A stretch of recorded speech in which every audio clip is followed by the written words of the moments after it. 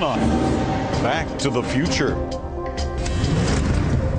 25 years later, why hasn't this Canadian's clean, green, hydrogen-fueled machine taken over the roads?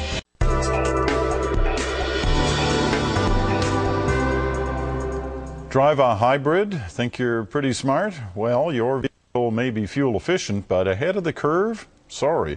That prize goes to Greg Vezina. 25 years ago, he found fame by getting his Chevy Impala to run on something he called hydrofuel. So what happened to Vezina and his Chevy? In tonight's Checking In, Pia Chattopadhyay finds out. Well, here we are. It's the first time I've been in this thing in about 10 years. Greg Vezina fancies himself a man ahead of the times, and he was 25 years ago. He retrofitted his 1981 Chevy Impala into a car for the future, fueled by what Vezina named hydrofuel, essentially ammonia, which is a mix of hydrogen with a little nitrogen. The exhaust was clean, and it was cheaper to run his car on hydrofuel than on gasoline. Even the energy minister of the day took it for a spin and said he liked it. So did the Governor General. All in all, Vezina thought he had a winner.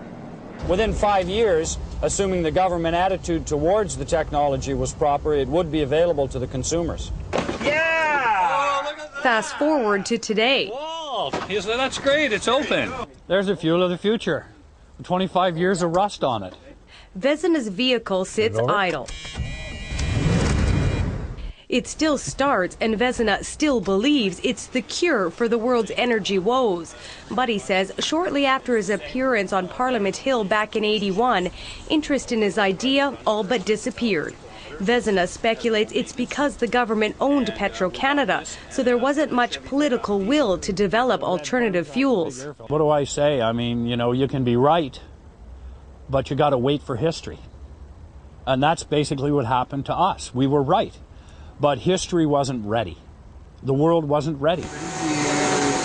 Today, nearly every major car maker is working on alternative fuel technologies, predicting consumers will be driving vehicles entirely powered by those technologies as early as 6 years from now. But many analysts say it will be many more years, perhaps as many as 30, before hydrogen-run cars will be clogging our highways because the technology is still so expensive. There's not enough money to support all of this development that's required.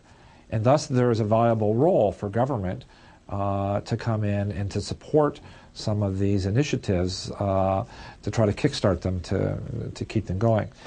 As for Greg Vezina, he's thinking of once again kickstarting his project. 25 years on, he says the dream's still alive, and it may be time to go back to the future again. Pia Chattopadhyay, CBC News, Toronto.